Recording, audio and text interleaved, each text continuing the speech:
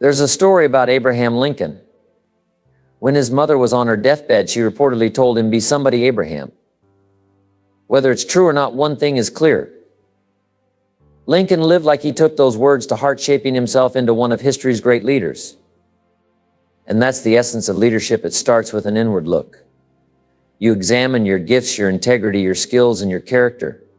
But leadership doesn't stop there. It's also about the outward projection, how you present yourself, how you show up to others. When you meet someone for the first time, they're going to do two things. They'll look and they'll listen. Now, over time, people will judge you by more than what they see. But let's face it, first impressions are real and they matter. As an ancient phrase says, man looks on the outside, but God looks on the inside. That's profound. It means you should work on the inside for God, but you can't neglect the outside. That's for people. You might say, but people shouldn't judge by appearances. Well, here's the reality. They do. Leadership isn't about wishing things were different. It's about dealing with how things are. Over time, people will see deeper into your character, but initially they judge what's visible and audible. So yes, you've got to pass the show-up test. Leadership is the challenge to be somebody. And here's a short list of what that means. Be somebody wise. There's no substitute for wisdom. Shouting threats or volume will make up for a lack of smart thinking. Wisdom wins. Be somebody strong. Strength is magnetic and it comes in many forms: character, health, decision-making, language, and vitality. Strength is what draws people in. But here's the refinement of leadership. Learn to be strong but not rude. Strength without grace isn't strength, it's a weakness in disguise. Some people confuse being loud or abrasive with being strong. But true strength is measured, thoughtful, and respectful. Leadership isn't about just showing up. It's about showing up well. And when you step into that challenge, you'll find that leadership isn't just about being somebody for others, it's about becoming somebody you can be proud of. Next, be kind, not weak. Kindness isn't a sign of weakness, it's a strength, a rare kind of strength. True kindness means telling someone the truth even when it's uncomfortable. It's having the courage to lay it on the line to deal in realities rather than illusions. Kindness is about being considerate enough to say what needs to be said, not to flatter or avoid. It's about showing strength wrapped in understanding, because kindness, when done right, is never weak. Next, be bold, not a bully. Boldness is what moves the needle. It's what separates the followers from the leaders. To lead, you've got to step out front, take the risks, and weather the storms. You've got to seize the moment, take the first hit, and forge ahead while others hang back.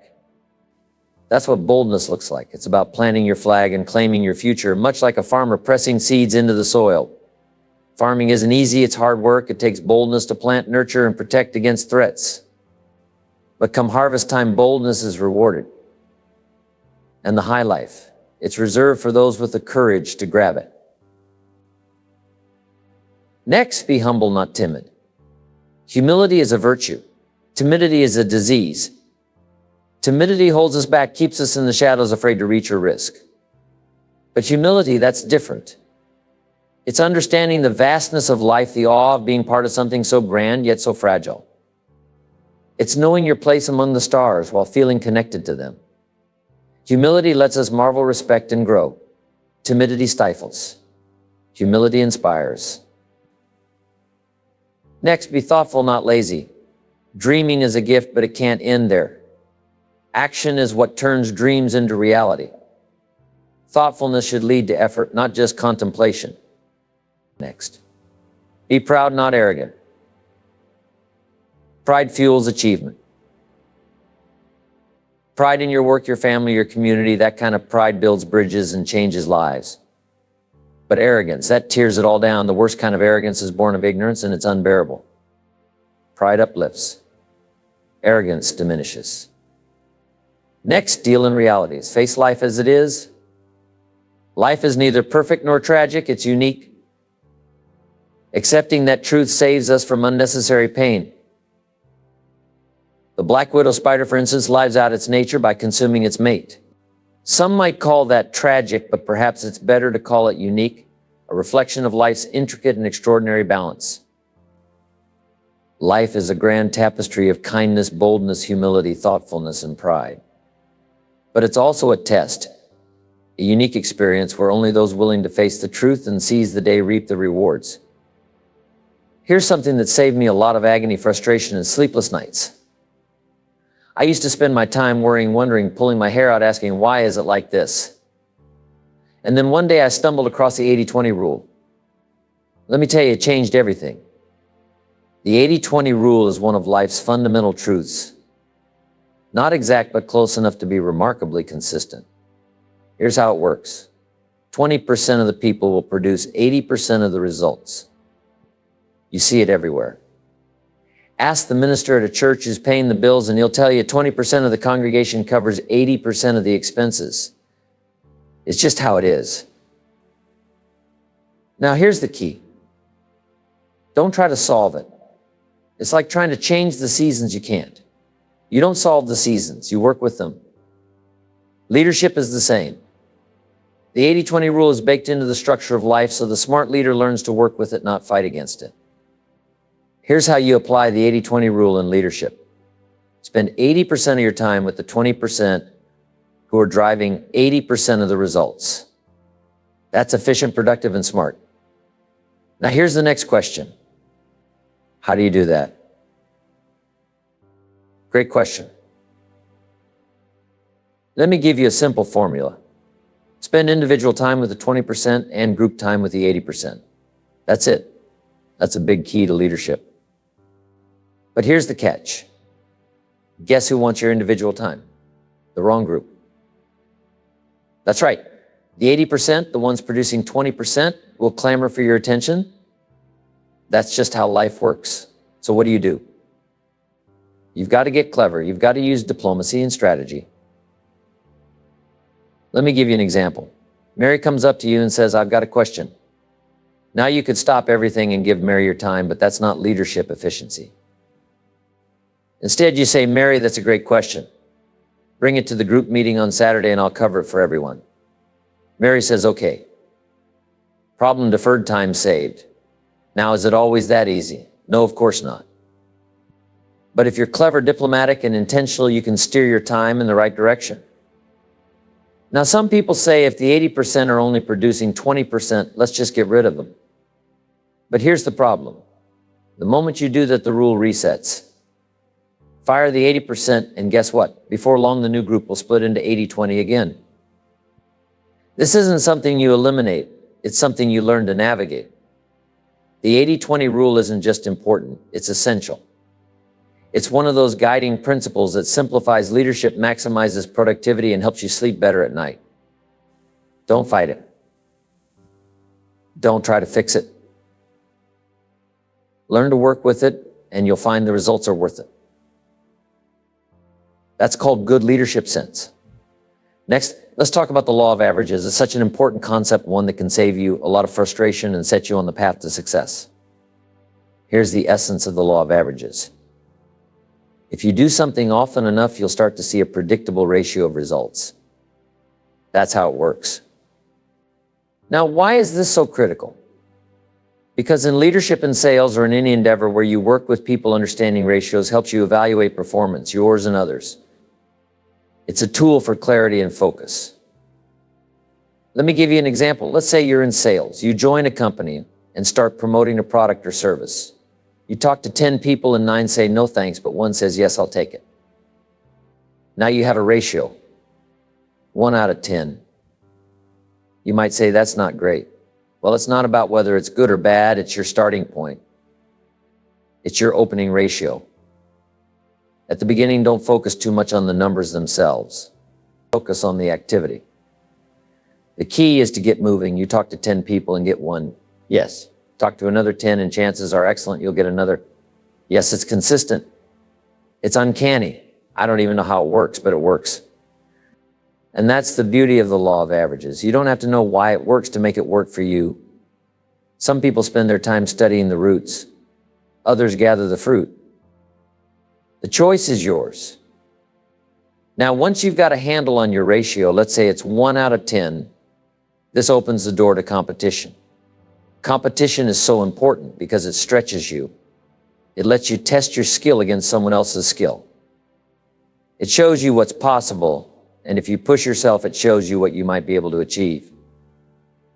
But here's where it gets interesting. Let's say you're new and your ratio is 1 out of 10. Someone else has been with the company for years and they've honed their skills. Their ratio is 9 out of 10. Now, if we have a 30-day contest to see who can get the most sales, you might think the veteran is a sure winner. But watch this.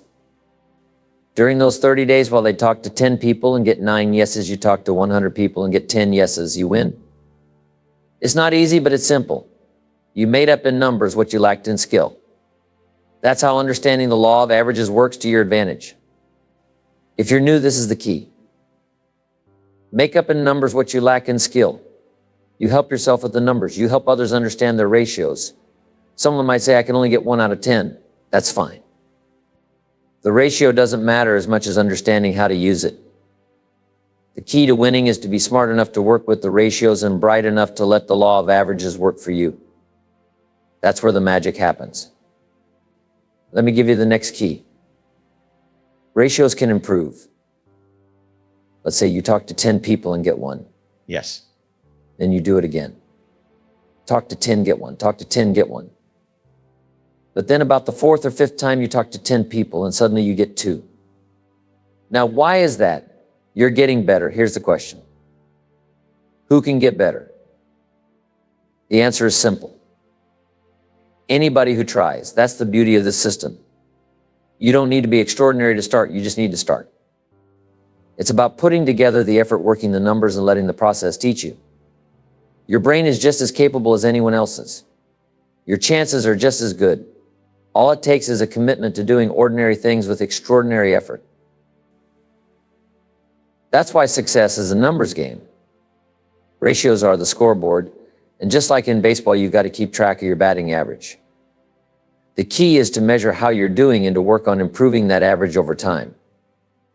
Let's say someone says, I'm not very good on the telephone. Do you know how to fix that? Get on the telephone. That's the cure. You can get better at anything.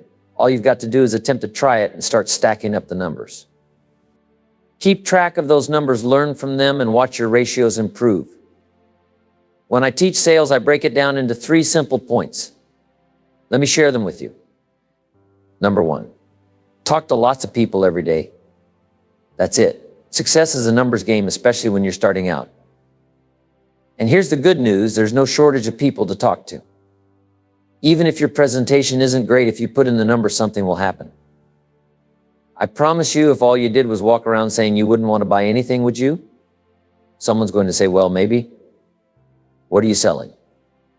That's the first point, talk to lots of people. When you do, 2 things happen. First, you're bound to make sales. Why? Because the numbers work. Even if your skill is lacking, the sheer volume of activity will produce results. And second, you'll start to get better. If you're in a leadership position, your job is to help others understand this. Sit down with them and go over the numbers. John, let's take a look. How many calls did you make? Who did you talk to? It's about working the numbers and refining the process. Number 2, be nice. Be real nice when the weather isn't. Be real nice when people aren't. Attitude and personality make a big difference in how people respond to you. Number 3, give great service. Go the extra mile. Write the thank you notes most people don't write. Make the follow-up calls most people don't make. If you'll take good care of your customers, they'll take good care of you. They'll open doors you could never open on your own. You see, service leads to repeat business, referrals, and opportunities you never imagined. Take care of people and they'll take care of your future. So there you have it. Work the numbers, refine your skills, and serve people well. It's a simple formula, but I promise you it works. There's an old story in the Bible. It's called the parable of the sower. It's simple yet profound. Back in ancient times, the sower was the one who planted the crops. He'd prepare the ground, take his bag of seed, and walk across the field scattering the seed to get the crops growing. Now, this story isn't just about farming. It's packed with lessons for life, for leadership, and for understanding the law of averages. First off, the sower was no fool. They didn't send someone clueless to do this important work. He was wise, and that's a great advantage. Second, the sower was ambitious. You can tell by the way the story unfolds. He wasn't just out there casually tossing seed around. He was serious about his work. Ambition is an admirable quality as long as you pair it with the right strategy. Third, the sower wasn't afraid of hard work. He didn't just have good ideas or intentions. He went out into the field and got to work. And that's a key principle. Ideas without labor remain ideas. They don't become reality until you roll up your sleeves and put in the effort. And here's the fourth point. The sower had the best seed. He wasn't working with second-rate supplies. The story tells us he had excellent seed. That's an exciting position to be in when you know you're working with the best. Whether it's the best product, the best service, or the best opportunity, it gives you confidence and pride in your work. So here's the setup. A wise, ambitious, hardworking sower with the best seed heads out into the field. And now life starts to happen, what we call the law of averages. The first batch of seed falls by the wayside and the birds swoop in and eat it. Now, here's a crucial lesson. Leaders need to teach the inevitable. The birds are part of the process. They're going to show up. It's just life. You've got to be prepared for the eventualities, for the things that are out of your control. Because here's the truth. The birds are coming. You're out there working, maybe building a team or recruiting someone for your organization. You talk to someone and say, John the First got an incredible opportunity for you. It could change your life. Come check it out. And John says, sounds great. I'll see you Thursday night. Thursday night rolls around and guess what? No John. Where's John, you ask? The birds got John. Maybe it was his brother-in-law who said sales. You're not a salesman. What are you thinking? Or maybe it was a TV program or the couch or 100 other distractions. Who knows? But one way or another, the birds got him. Now, when the birds show up, and they will, you've got two choices. First, you can chase the birds. You can run after them and try to straighten things out. Hey, let me explain this to your brother-in-law. Let me fix this. But here's the problem. If you're out chasing birds, you've left the field. And as long as you're off chasing birds, the law of averages can't work for you. What's the better choice? Stay in the field. Keep sowing. Because while the birds may get some of the seed, they won't get it all. The law of averages will still work in your favor if you keep at it. This story is more than just about farming. It's about perseverance, about understanding the process, and about staying focused on what you can control. The birds are inevitable, but so is the harvest if you keep sowing. This is such a critical lesson. Knowing where to spend your time and energy, and just as importantly, where not to waste it. The wise man in this story understood this perfectly. He didn't chase the birds. He didn't let distractions pull him away from the field. He stayed focused because he understood the law of averages. Now let's follow his journey a little further. After the birds had their share, he kept on sowing. This time the seed fell on rocky ground. The soil was shallow, just enough to give the seed a start, but not enough to sustain it. And sure enough, the little plant sprouted, but when the first hot day came along, it withered and died. What do we call this? Inevitable. This is just part of life. It's part of the process. As a leader, as someone trying to make things happen, you've got to prepare for these inevitables. The seasons, the challenges, the rocky soil, they're all part of the deal. It's like when you recruit someone and they seem excited, ready to go. You think this is it. They're going to make it big. But 30 days later, you look around and they're gone. You ask, where's John? Someone shrugs and says, I don't know. Maybe someone said boo and John quit. Or maybe he got discouraged the first time it got tough. And yes, you're going to be disappointed, especially if it's someone you liked, someone you thought had real potential. But here's the key. You've got to discipline your disappointment. That's the challenge of leadership, learning to manage the inevitable, understanding the ratios, and staying steady despite the setbacks. Now, what did the sower do?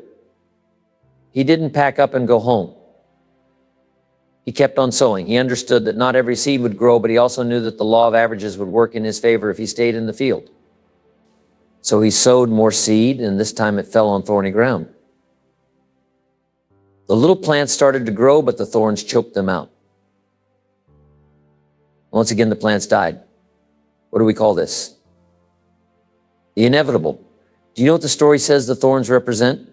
The cares of life, the distractions, the little things that sneak in and crowd out the big opportunities. You've seen it happen. You invite someone to a meeting, a chance to learn, to grow, to take on something new. And they say, I'll be there. But then you call them up later and they've got a list of excuses. John, where were you last night? Well, I had a few things I had to take care of. The backyard fence was sagging, and I couldn't let the dogs get loose. The screen door came off the hinges, and you can't just let things fall apart. The trash piled up in the garage, and you can't let that go. And you think to yourself, John, you're letting minor things keep you from major opportunities. Why do people do this? I don't know. It's a mystery. But here's what we do know. It's inevitable. Some people will let the little things, the trash, the fence, the screen door, cheat them out of the big chances. Now here's the brilliance of the sower. He didn't let any of this stop him. He didn't get discouraged by the birds, the rocky soil, or the thorns. He kept on sowing. He understood the numbers, the ratios, the inevitables. He knew how many seeds the birds would take, how many would wither in the heat, and how many would get choked by thorns. But he also knew this: if he kept on sowing, eventually some of that seed would fall on good ground. And when it did, it would grow. And not just grow, it would produce a harvest. This is the lesson. Stay in the field. Keep sowing. The birds will come, the hot days will come, and the thorns will come. But so will the good ground if you keep going. The law of averages works. Trust it. Keep sowing. Now, here's the promise. The seed falls on good ground. It always does. As a leader, let me assure you of this. If you share a good idea often enough, it will eventually land on good people. Why the law of averages? That's just how it works. But here's something interesting. Even the good ground doesn't produce the same results. The story tells us some of the seed on good ground produced 30%. Not bad. Some of it produced 60%. Fantastic. And some it produced 100%. Incredible. What do we call that? The law of averages. That's the way it is. It's part of the life scenario. Some people are going to take your idea and produce 30%. Some will take it and turn it into 60%.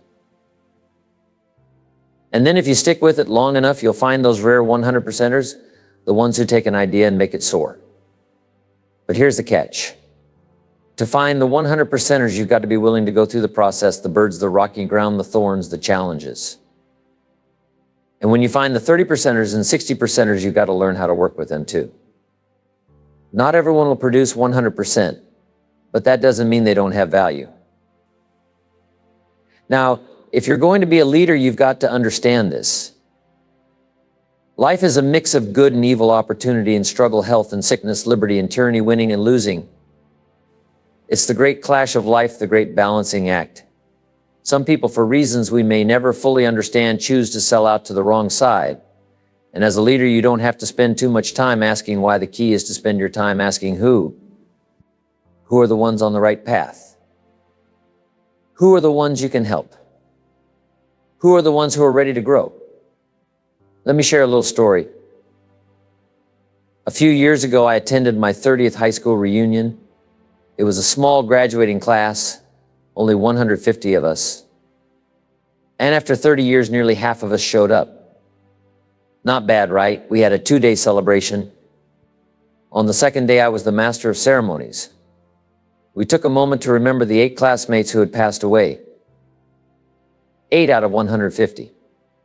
I knew them all, and each of them had a unique story. Now, here's the question I asked myself later. Is 8 out of 150 after 30 years about average? And the answer, yes, it is.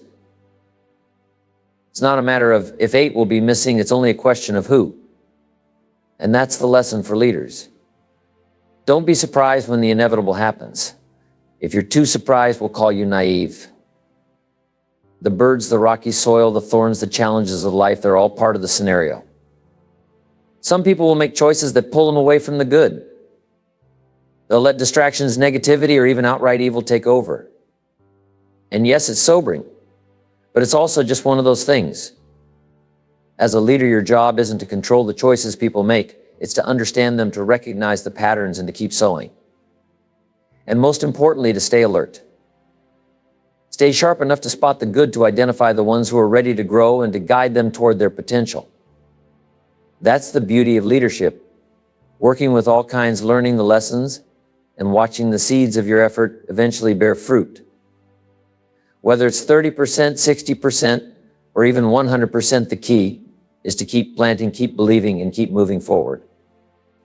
Because the good ground is always out there. All great leaders need to know the story of the frog and the scorpion. It's one of the most essential lessons in leadership.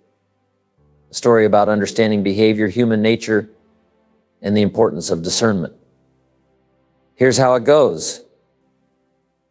One day a frog was sitting by the bank of a river preparing to leap in and swim to the other side. Just as he was about to jump along came a scorpion. The scorpion saw what the frog was about to do and called out, "Mr. Frog. Mr. Frog, may I have a word with you?" The frog stopped and looked at the scorpion. "What do you want?" he asked. The scorpion said, "I see you're about to cross the river and I have a little problem. You see, I need to get to the other side too, but unfortunately I'm a scorpion and I can't swim. Would you be so kind as to let me hop on your back and carry me across?" The frog immediately shook his head and said, "No way. Are you crazy? You're a scorpion. Scorpions sting frogs, and if I let you on my back, you'll sting me. I'll die and we'll both drown." The scorpion replied, "Oh, come on now, Mr. Frog. You're not thinking this through. If I were to sting you while we're in the middle of the river, sure, you'd die, but so would I. I can't swim, remember. That would be foolish of me. I promise I just want to get to the other side. Trust me."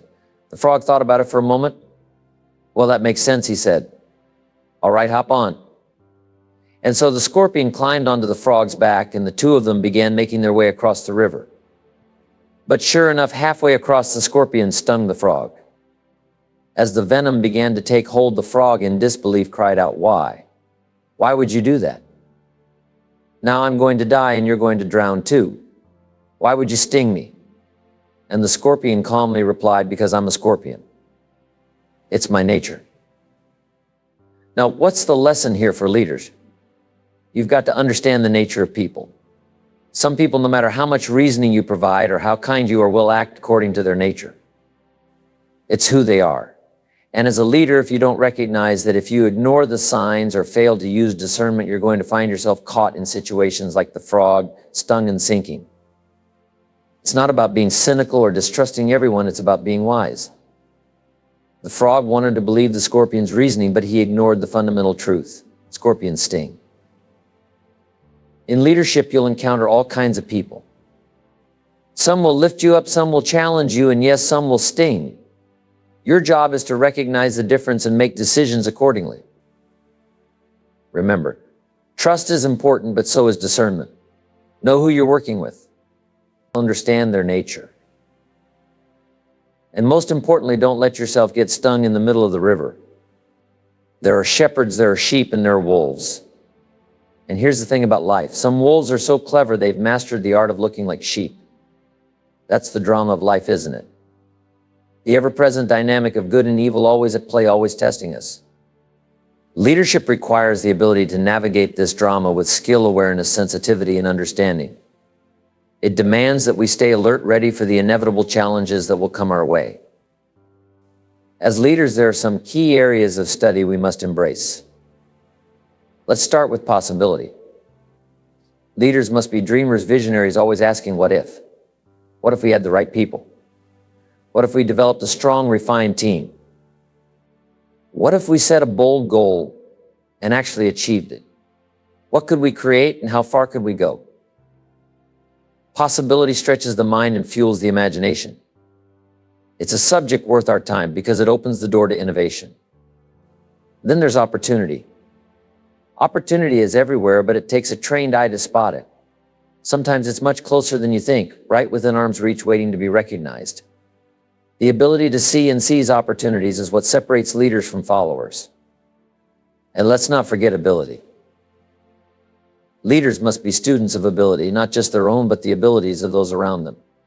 How often do we overlook the hidden potential of the people closest to us? There could be someone right next to you with untapped talent waiting for a chance to shine.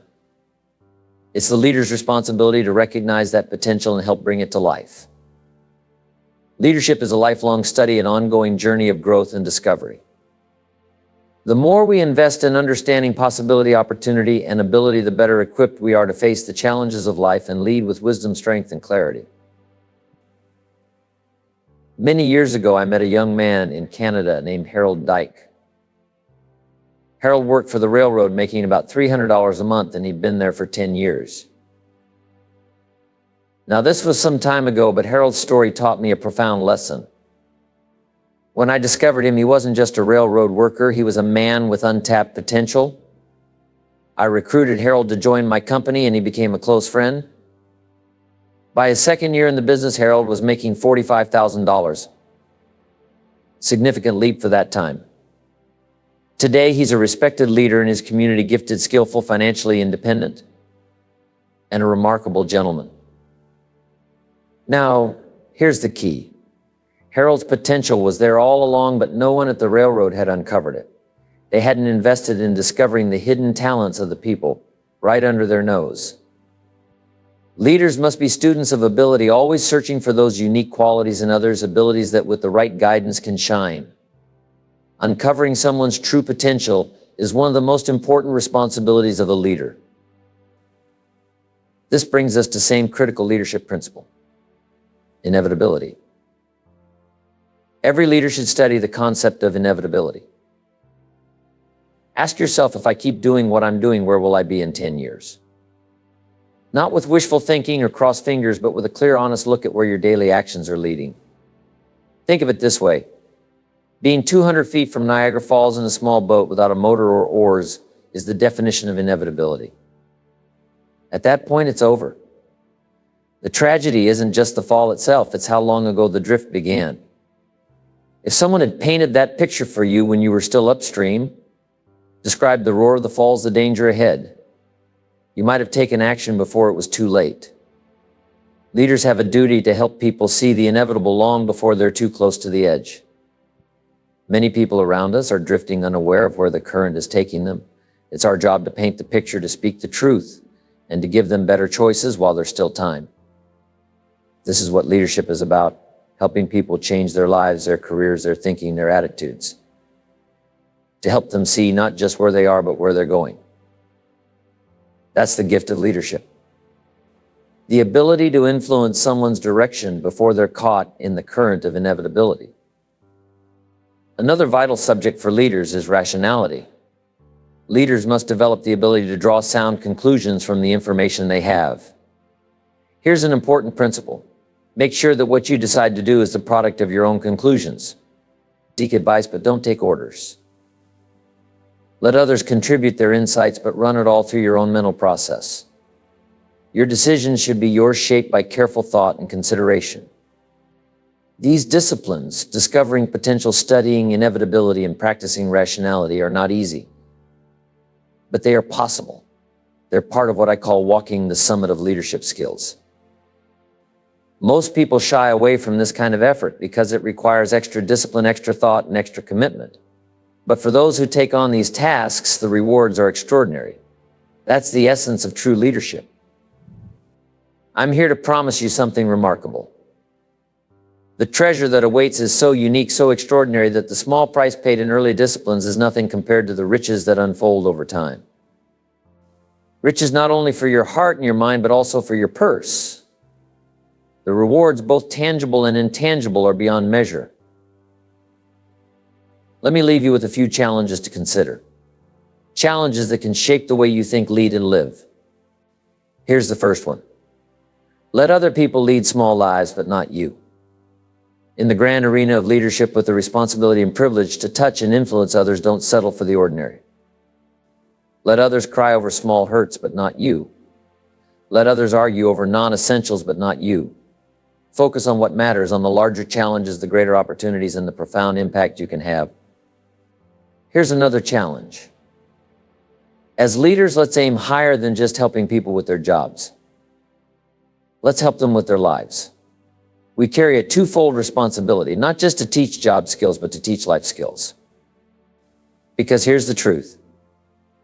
Earning a paycheck is one thing, but learning how to live is something far greater. Let's show people how to accumulate treasures that go beyond the financial treasures, like awareness, understanding, goal setting, personal growth, and the courage to reach into the future. If we can touch people's lives as deeply as their work, then whether they stay with us for a week, a month, a year, or even a lifetime, they'll leave saying, my time there was the greatest experience of my life. It wasn't just what I earned, it was what I learned. That's the mark of a true leader, someone who leaves an imprint not just on a career, but on a life. And finally, let me share an ancient principle with you. It's a simple but powerful truth from the Bible. If you work on your gifts, they will make room for you. If you practice, refine, and expand your gifts, they will open doors to leadership, influence, and the opportunity to leave a legacy. Your gifts can create a space for you to touch lives, to further a cause, to build a dream. Someday, if you dedicate yourself to your gifts, others will call you noble. They'll honor you with rewards, plaques for your wall, trophies to commemorate your efforts. But more than anything, you'll carry the greatest reward of all. The quiet confidence of knowing you did the best you could with what you had. You'll experience the growth of your mind, the expansion of your heart, and the fulfillment of your soul. I'm living proof of this principle. I came from humble beginnings, a small town in Idaho, raised in obscurity. But through diligence, practice, and the development of my gifts, I now have the privilege to travel the world. My gifts have brought me here to this room, to this moment, to connect with you. And let me tell you, there is no greater challenge or reward than seeing what you can do to help someone else. One of life's greatest thrills is investing life into life. Taking what you've learned, what you've gained, and using it to lift someone else. You've given me that opportunity tonight, and for that I thank you.